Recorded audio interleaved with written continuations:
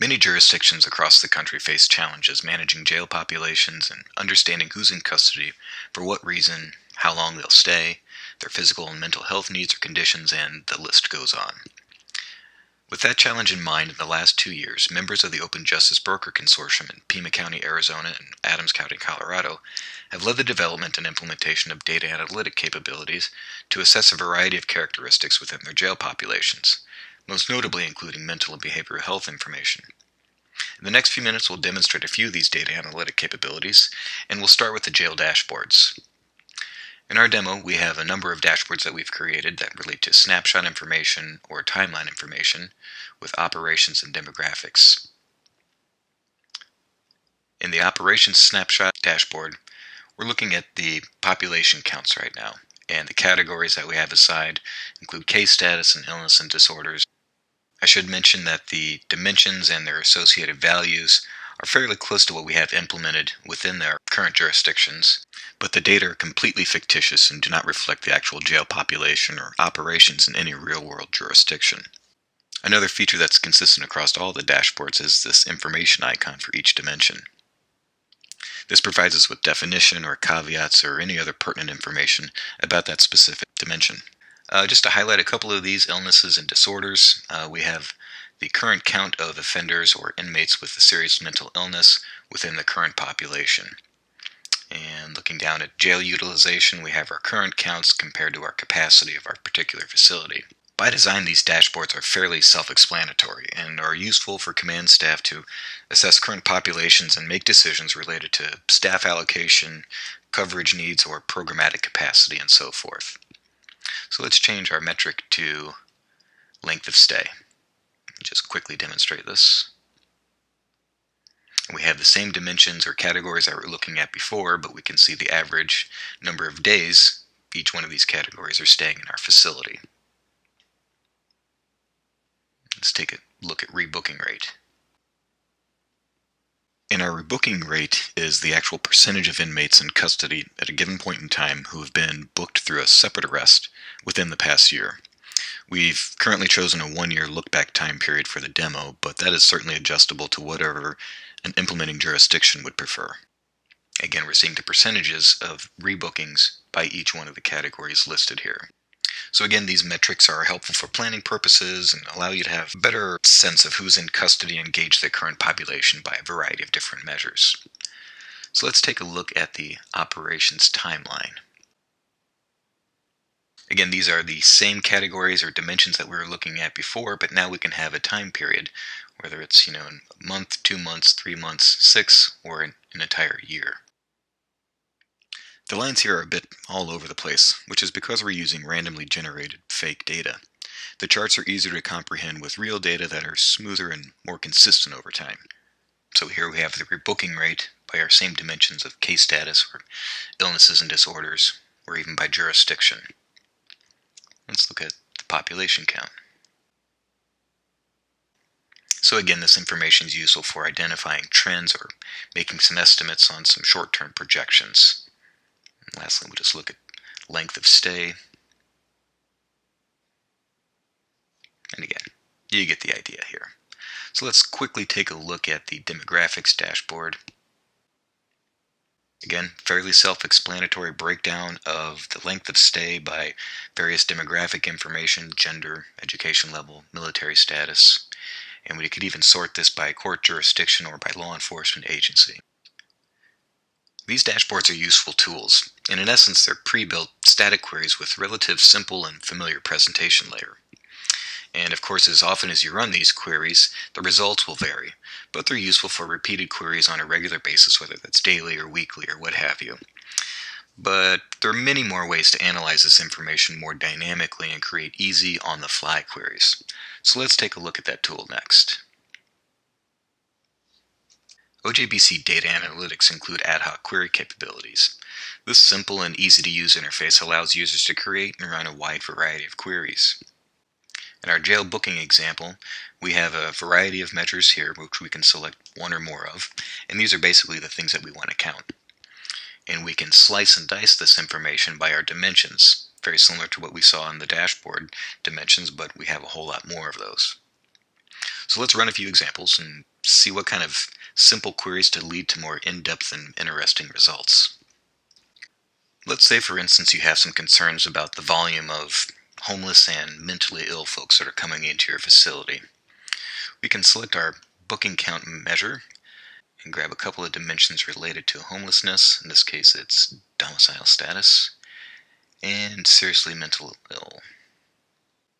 So looking at our completely fictitious information, there does indeed seem to be a high number of bookings with homeless, and a large portion of those have been diagnosed with a severe mental illness. So let's take this example one step further.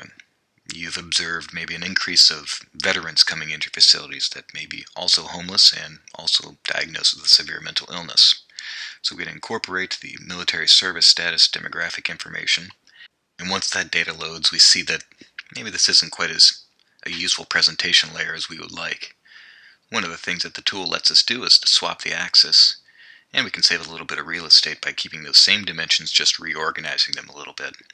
In fact, you can even switch the dimension information between columns and rows. So let's put the severe mental illness into the column as opposed to rows. Also, if we want to get back to what we were originally trying to identify, it's the number of homeless and severely mentally veteran information. So we can filter out just the information that we want, or keep the information that we want, and select homeless, keep only, and keep the yes value for the mental illness. So while this information is interesting, these are just the counts. What if you're more interested in being able to assess trends or look at this information over timelines?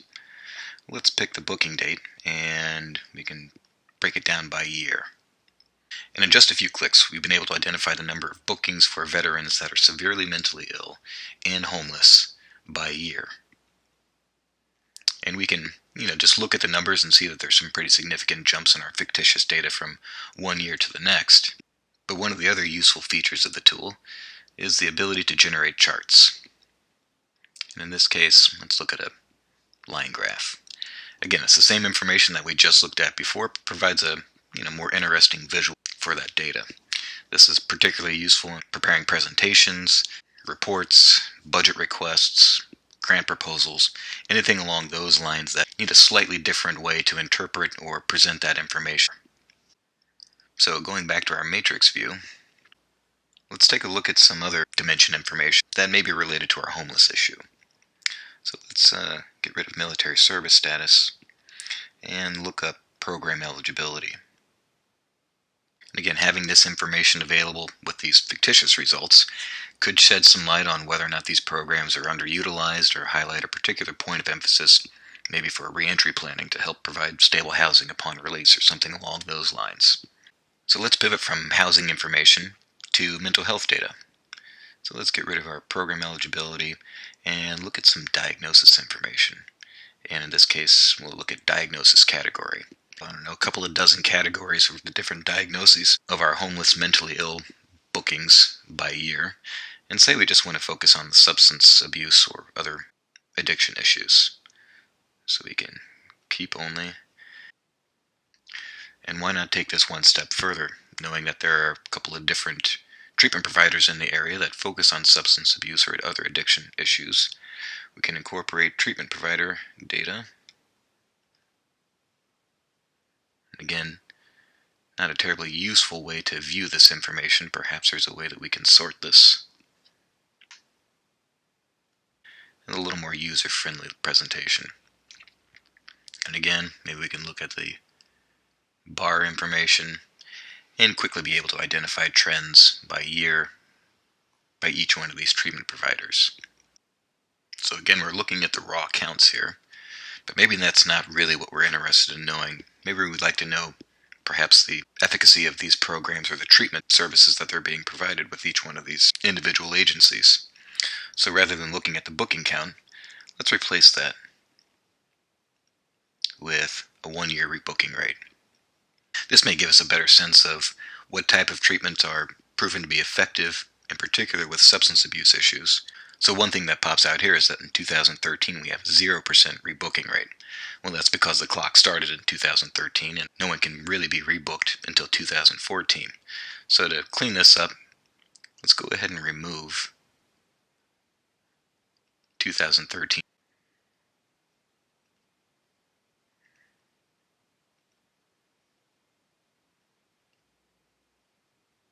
There. So it's taken us a few minutes to get to this point and find the specific query that we're looking for. And maybe you want to be able to keep that and be able to recall this, on a fairly regular basis. Well, the tool also lets us save this query. We'll demonstrate how to do this. We'll pick a home for it, give it a title, and save it. So let's clear this query and show off a couple of other features and look at some different measures.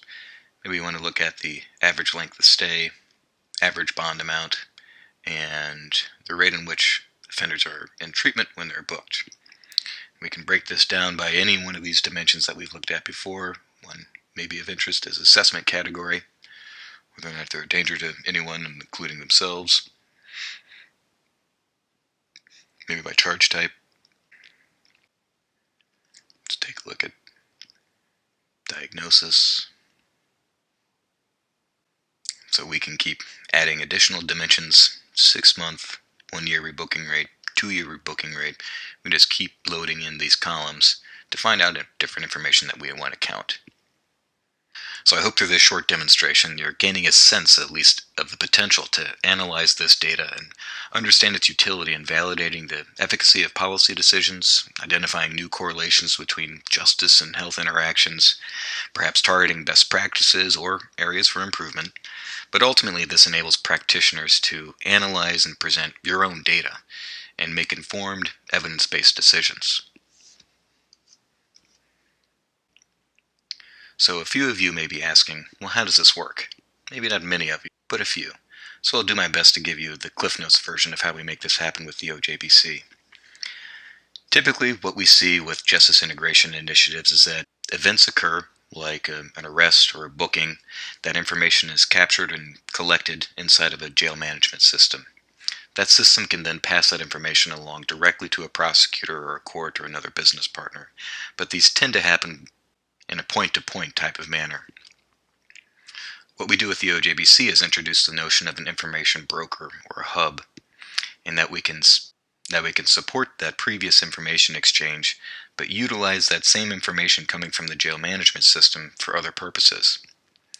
In this case, we can submit booking information to a mental or behavioral health provider, automate notifications to various partners, and as information is going through this hub on an operational basis, that same information is used to populate the data analytics store. So once we load some historical information in there, these operational exchanges continually update the data analytics store. And it's important to note that all the personally identifiable information is redacted from the data analytics store. What we do in this case with treatment information is that the behavioral mental health provider creates a random yet unique identifier for a person that they can associate to a record. They then send that random and unique identifier to the data analytics store, and that's how we can uniquely track a person if they recidivate or are rebooked within a certain time frame. So we want to make sure that we point out that no personally identifiable information is in the analytics database. And once we have that information in the analytics database, that's what the dashboard and the ad hoc tool actually queries. So the last point I want to make about the OJBC approach is that the technology used in these implementations are completely open source and standards based, meaning that it's free. There's no licensing or maintenance costs associated with this software, and it works with virtually any record system. And just a few thoughts as we wrap up, that the analytic capabilities are really tailored to policy needs, dictated by the jurisdictions. In our current implementations, we focus on justice and health implementations, but certainly areas like recidivism, drug and property crimes, pretrial programs can all work the same way. So for more information about the data analytics implementations that we've reviewed, feel free to visit our website at ojbc.org or contact us via email, phone, or even at Twitter. Thanks, I hope you enjoyed this, and we hope to hear from you soon.